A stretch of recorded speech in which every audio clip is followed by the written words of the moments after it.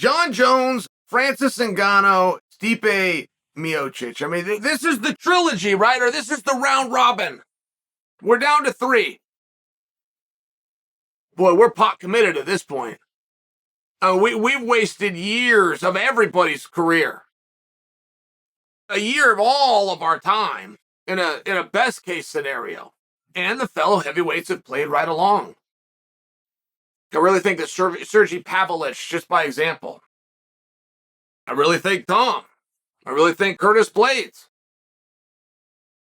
have the skills, have the ability for the fan base to move into that echelon. They just don't.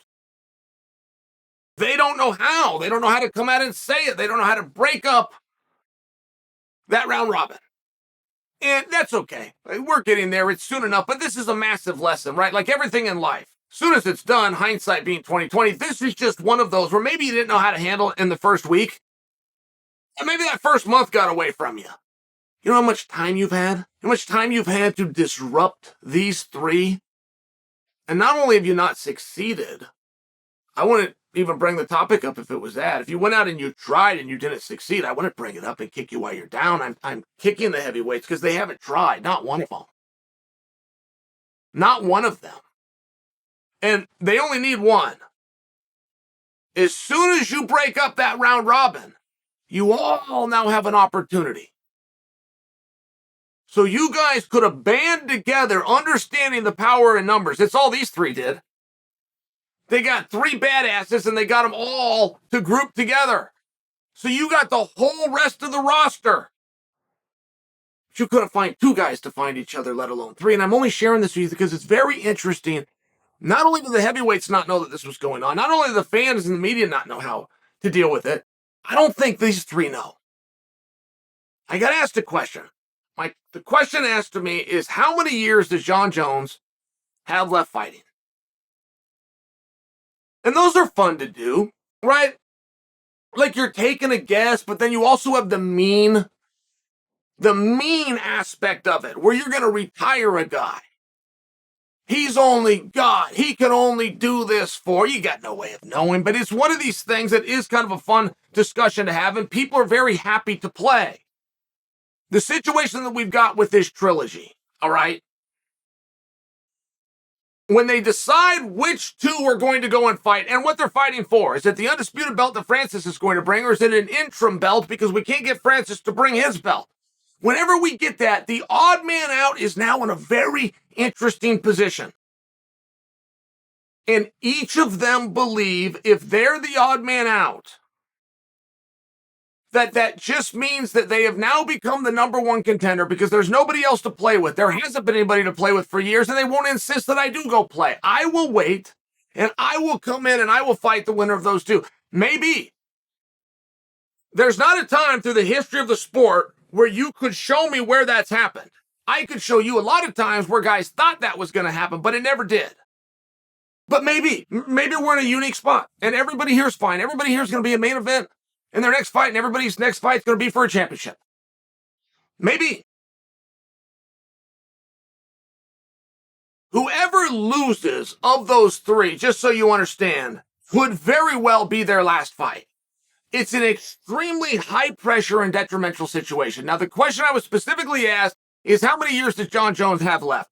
Make sure you understand. And Ronda Rousey might be the easiest example to show you guys. But your contract can start to work against you. If you've got one of these big and beautiful contracts, they're counting on you to be in a main event. They just can't pay you what they owe you to put you anywhere else. It's one of those spots. So now, if you lose, right, of those 3, whoever goes out there, whoever loses, it's very bad. You've now shown that you can't be a champion. And the organization only has guys signed that are champions or contenders. So what do they do with you? And where do you go?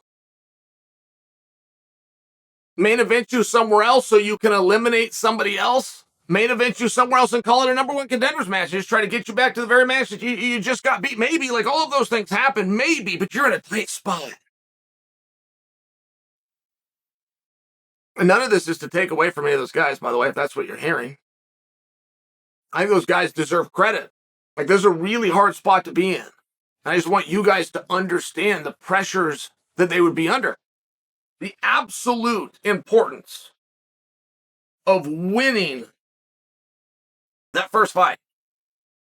You have Jon Jones, who's the oldest, number one contender in the sport today. You have Francis Ngannou, who is at least 36 years old. And you got Stipe, who I don't know. But he's not that far behind me. He's got to be 40. And if he's not, I mean, we got to be closing in within months of being 40. Those guys are not going to get rebuilt and brought back. That's just not what this sport does. That's just not how you do it. It's very odd that these three have been able to go over here for however much time it has been. I mean, it's a collection between them of 5 years. Between them. A combined score of 5 years since anybody set foot in that ring. It is a very, very unique situation that they're in. To be over there and left alone and be able to play by themselves. And I'm just sharing for you what would be at stake if you were to get beat. Hard enough to get those three guys to the table. Now imagine you're trying to get them to the table in a co-main event spot. Imagine you're trying to get them to the table, there's no title line. Imagine you're trying to get them to the table, there's no participation in the form of pay-per-view on the line. Right? Those three have done a great job of separating themselves. It is very likely that whoever loses, we don't ever see fight again. It's a big pressure. If Jon Jones was to come back and win, he would probably have about 3 fights left, is my guess. That's what I was asked, though. I was asked, how many years does Jon have left? If he was to rattle those off quickly, kind of get used to that division, I think that things get easier for Jon over time. Right? And I understand there's a tipping point on that. That statement just simply can't be true. But I think that they do in this case. I do think that Francis is a really hard match. I think that Stipe is a really hard match. I think that Curtis Blades is a really hard match. But I don't think Jon's going to have to fight them all. He's going to have to deal with one of those guys and take some time, and maybe another guy comes in. I think it starts to open up just a little bit. But that's no way to look at it, right? Every great upset has that belief. Every great upset ends up, the athlete finds himself in a contest that's harder than he thought it was going to be, gets caught off guard.